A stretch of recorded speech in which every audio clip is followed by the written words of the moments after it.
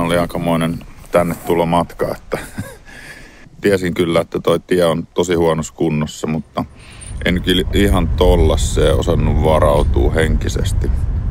Tunnelma oli aika mystinen kyllä siinä. Pimeä oli tullut ja kaikki varjot näytti hirveän hyvin noin tiessä olevat epätasaisuudet ja varmaan vähän liiankin hyvin, että oli vähän peloissaan niistä. Pitäisikö sun vetää saappaat jalkaan ja kävellä tässä rinnalla?